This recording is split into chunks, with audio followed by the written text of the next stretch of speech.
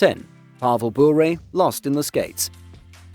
Though he split his playing career between 6 professional teams in North America and Russia, Pavel Bure spent the most time with the Vancouver Canucks. He had no shortage of great goals no matter where he went. He had a perfect deke against Calgary back in 1994 and a couple of brilliant coast-to-coast rushes that ended with embarrassed goalies. But September 1996 brought a shorthanded goal in which he made it look like he lost the puck in his skate, chipped it back to his stick, and popped it in the net. Admittedly, this was a preseason game, but he made a complicated move look easy and did it at full speed. 9. Owen Nolan, calling it. Well, if you're upset that we included Bure's preseason game, you might not like this one either. Oh well, your loss, because this is one of the greatest moments in the history of the NHL All-Star Game. Owen Nolan, then playing for the San Jose Sharks, had popped 2 already in 1997. He was hungry for number 3, and when he got a breakaway chance against Dominik Hasek, then with the Buffalo Sabres, he pointed to the corner and put the puck there. Calling your shots is a chance to either make a memory for your fans or look like an absolute dunce. The most famous account of an athlete calling his shot is Babe Ruth, although there is still some question over whether the Bambino actually pointed to the outfield in the 1932 World Series. There is no doubt that Nolan called his own shot during this play.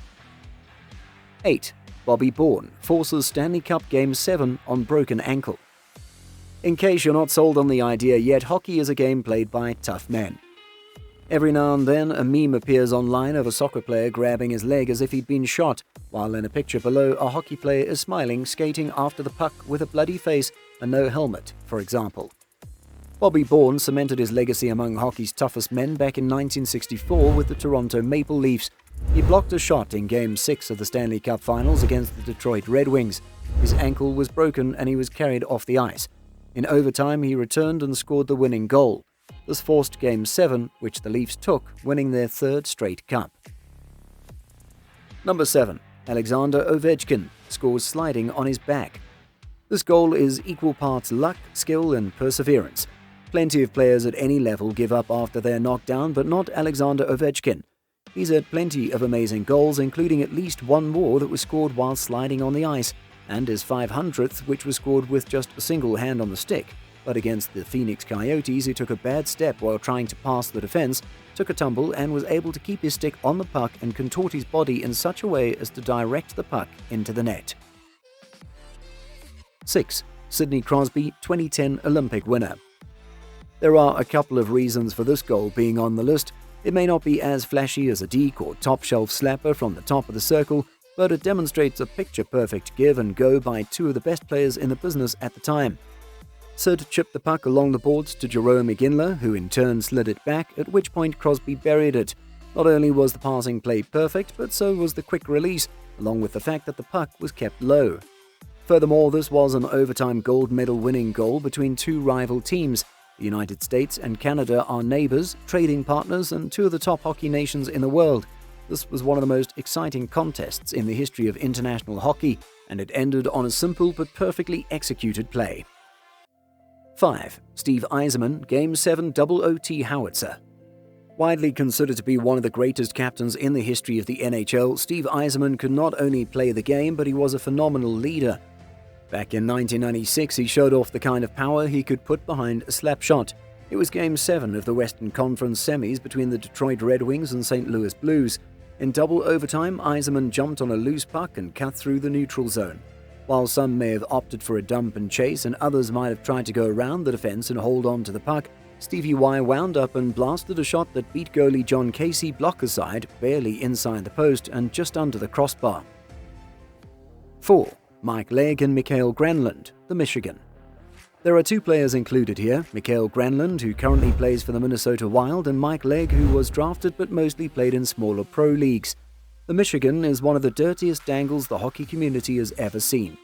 Granland pulled it off in 2011 in international competition when his Finnish team took on Russia, and Legg pulled off this trickery while playing for Michigan against Minnesota. The trick is to get the puck flipped up on one stick while behind the net, and then reach around the post and sneak the puck in over the goalie's shoulder. 3. Mike Aruzioni, Miracle on Ice.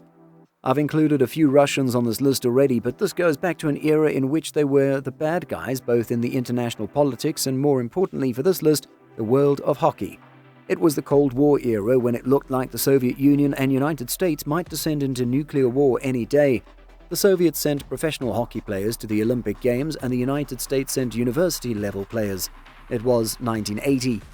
The Soviets were favorites to win, but in the medal round, the United States pulled off what is considered one of the biggest upsets in the history of the game. Trailing by 1 at the start of the third, the United States scored on a power play to tie it up, and just a couple of minutes later, Captain Mike Aruzioni put a wrist shot in the net from the top of the circle to put the United States ahead. It proved to be the winning goal. 2. Paul Henderson Summit Series. Skip ahead to minute 1 if you don't wish to watch the whole video.